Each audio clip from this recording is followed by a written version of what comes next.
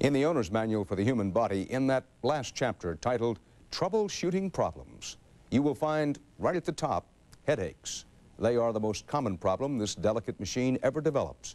But headaches can be remedied, even prevented, with proper maintenance. Dr. Bob Arnott has the last in our special series, Eye on Your Health, What Really Works. The next stop is 40 seconds, 3 times, please. The morning rush hour.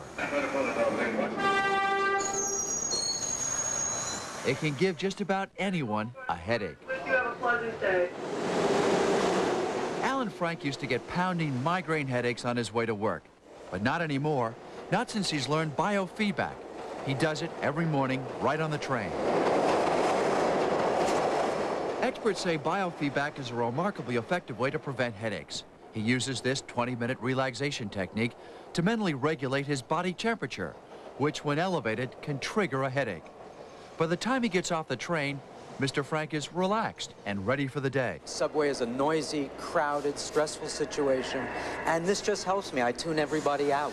With the stress of everyday living, about 95% of Americans suffer headaches twice a month. They usually go away with an aspirin in about 20 minutes. But most of us simply can't comprehend the sledgehammer pounding on the brain type of headache that afflicts 25 million people. First of all, the pain is like someone stabbing you in one side of your head. If I get a cluster headache while you're breaking my arm, I'm going to ask you to treat my cluster and not my broken arm. You might just try to think of something pleasant for a couple minutes. For years, chronic headache sufferers were considered hypochondriacs. Doctors had little training in the diagnosis and treatment of headaches. My headaches were being so mismanaged that I was unable to function at work or in my life at all. I was being completely dominated by my headaches. Now there are new high-tech remedies that really work, that treat the biological causes of severe headaches. Many more doctors are now taking headaches seriously. It's an enormous problem. The estimates for the cost to industry of missed work due to migraine range between $5 and $17 billion a year. The most effective new headache drug is sumatriptan, just recently approved for migraines. Many doctors call it a miracle drug. It's a remarkably effective drug.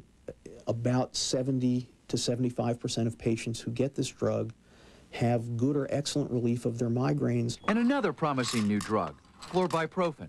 It prevents many patients from suffering migraines in the first place. I don't have any more migraines. None whatsoever, they're gone. Just follow my fingers. A growing number of specialized headache centers offer effective non-drug therapies as well. Oxygen, inhaled from a pressurized tank, can relieve 80% of cluster headaches, considered to be the most excruciating. It works in minutes by relaxing blood vessels in the head. Is this tender? Yeah, very. There's another hopeful non-drug therapy. It was developed by a dentist who uses lasers to zap the nerve that may trigger migraine headaches. For years, Francisco Briante took painkillers for his headaches. Nothing worked until laser therapy. I stopped to take any pills. I feel great.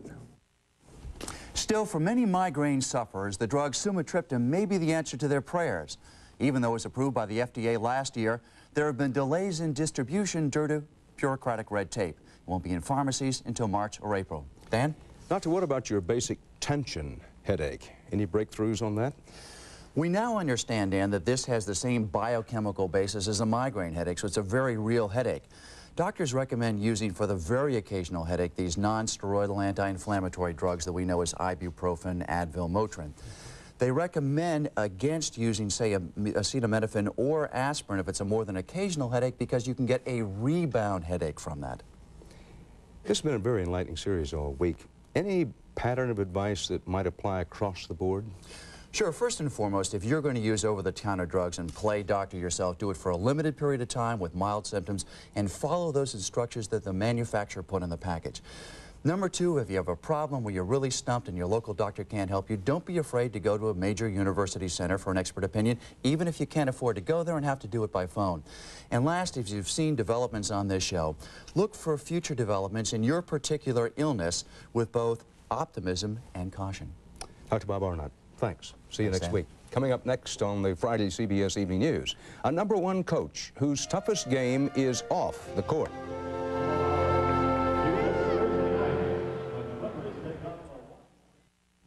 In professional sports, perhaps more than anywhere, the only thing, is to win. There's a new coach in Texas, by way of Maryland, who knows how to win, but he says for him that is not the thing. Cindy Kennard has the story of the San Antonio Spurs and the man who spurs them to new heights.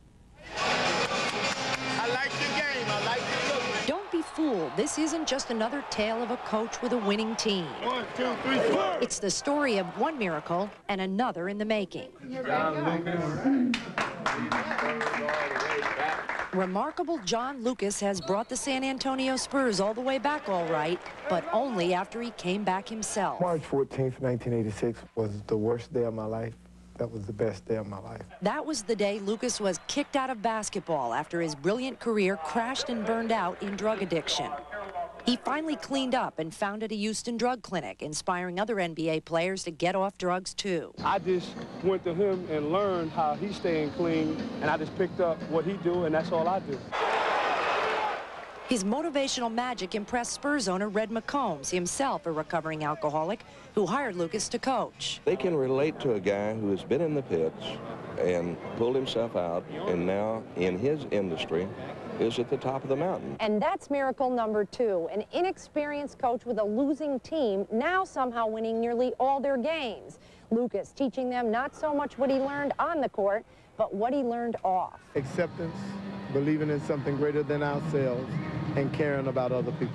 So he's more like a shrink than a coach, often letting players run their own timeouts, sort of like group therapy. One thing about Luke is he lets me be a leader in the way that I feel comfortable. Every single player plays. No one stays on the bench. He has his team believing that we'll never lose. He's even named an assistant coach in charge of relationships. If you like each other, you'll do more for each other. The fans seem to get all this touchy-feely stuff. They're like a family, and so John Lucas is like their father. You know, he believes in miracles, and he's a miracle. And he's saving the team while he's saving his life. If we don't win tonight, it's not over.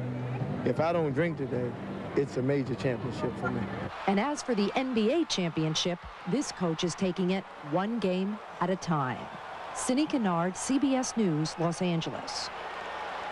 And that's part of our world tonight. Bob Schieffer will have the news tomorrow. Connie Chung on Sunday. Don't forget 60 Minutes Sunday. Dan Rather reporting for the CBS Evening News. I'll see you Monday. Good night.